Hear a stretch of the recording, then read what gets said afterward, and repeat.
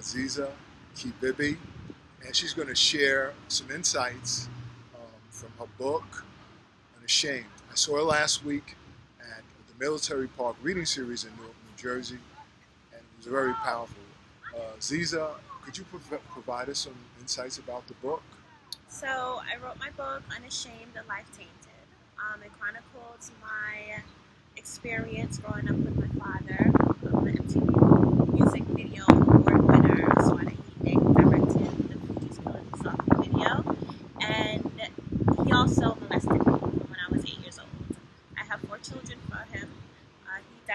He abused me and my other siblings, and forgive my tears, not because I'm emotional, but it's the weather. He abused me and my siblings as well as my mom. So my book kind of covers a lot of social issues.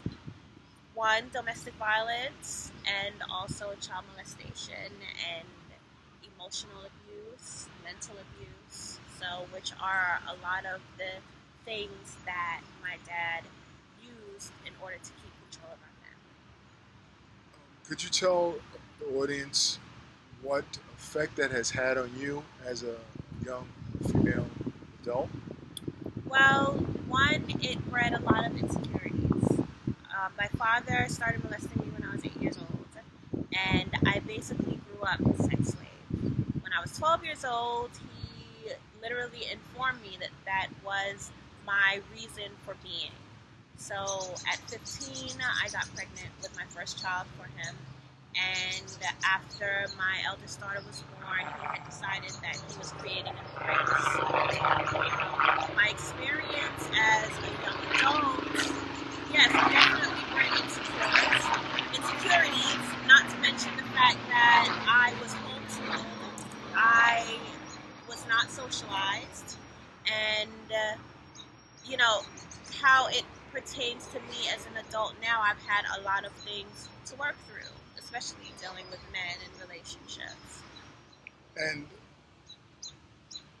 I know it's a broad topic, and you have a lot of information, but is there anything that you could share with women that may be going through the same thing in terms of how they can handle it, how they can see their way through it, maybe spirituality, how spirituality help you, how has your writing help you to come through your path and arrive at a place where you can write a book, a 2-volume book, Unashamed. I saw the book, it was thick, it's like thick. A novel. What are the tools that help you? Well, definitely my trust and my belief in my creator. I am God-loving. Most people say God-fearing, but I am definitely God-loving. From when I was a very young girl, I knew that my creator was always with me, and I just kept that faith and definitely maintaining that childlike faith and knowing that eventually I was going to get away from my father. As for writing, it allows me to bring my emotions and everything that I'm going through and coping with out into the forefront. And basically it's like a cleansing. I could pour all of my confusions and emotions out onto a piece of paper, read it back, analyze it, and it is painful. It's painful to relive some things that I have experienced, but every time I do it, it helps me to heal even more. It allows me to confront my fears and move past them.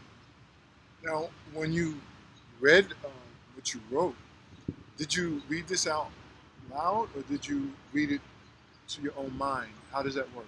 Well, when I first started writing, I read both ways. I read it out loud, I read it internally, which it processes differently when you do it both ways. Reading it out to an audience and speaking about what happened to me has its own effect. Getting people's reactions, feeling their energy, that has its own effect. So there's definitely different layers to the healing process. Yeah, I can agree with you. When I wrote my second book, Quality of Heart, There were sections in there that I talked about my family, and I really had to sit through some stuff after I wrote it because I can it's like almost your emotions are churned up, and but the healing comes through sitting through it. And what I mean by sitting through it, you have to own those emotions and feel them, you know, regardless of how they feel, how hard they feel, how terrible they feel. And it usually takes some time. I don't know if you've experienced that, but I noticed over a period of time, that information, those emotions are a little bit easier to deal with. What was the time element for you in terms of how you went from one stage to the other in terms of emotional, I won't say stability, but just emotional well-being, where you felt you can do more things, you were more confident about yourself because of your writing? Well, I was abused for so long that there were different stages of how I dealt with each incident.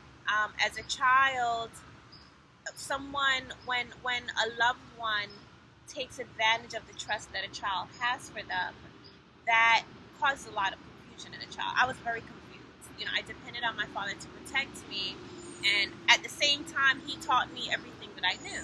So when he told me that this was something that was normal, I believed him.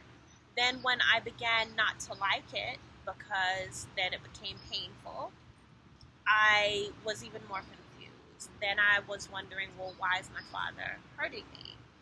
And then by the time I was in my preteens, I mean, I had tried to run away. I had started fighting back more. And that's when the more domestic violence aspect of it came in. So each stage had its own level. I felt like in my heart that I knew that I was going to get away from him eventually, even though it was taking forever. And then I had sisters that I felt like I needed to protect. Then I had children that I felt like I needed to protect. And I ultimately ended up figuring out a way to deal with the chaos and with the madness. Now, through writing now, once I escaped my father, it helps me process everything. I am somewhat fearless. I guess my tolerance is pretty high, and I'm not afraid to look back and experience those issues again. And every time I do, I get stronger. And I take the power that my father took away from me back. That's very important. If you note what she says in stages, there's a time element involved. You can't expect to just write one day or 2 days. It has to be part of who you are to release those Right. emotions on paper and look at them, read them back, and whatever your belief system is, that belief system, or I should say belief system, but your God, your creator, helps you to go through and become stronger. And as Aziza talked about, at this point now, she's stronger and she's able to handle more of the stuff that was in her past. The first time we did something together, we did a radio show, and I looked at her eyes and I could just see. I called. I said, "I think you're a healer now," because this is what happens. You know, we think that life gives us the worst of the worst, but eventually, when we come through it, what happens is we turn into the type of person that begins to help other people. So I wanted to thank you for coming on and sharing that. Well, thank you, Gary, for having And me. hopefully you'll come back on the station, YouTube station, and share Most some more. definitely. Most definitely. Thank you guys for listening. Peace.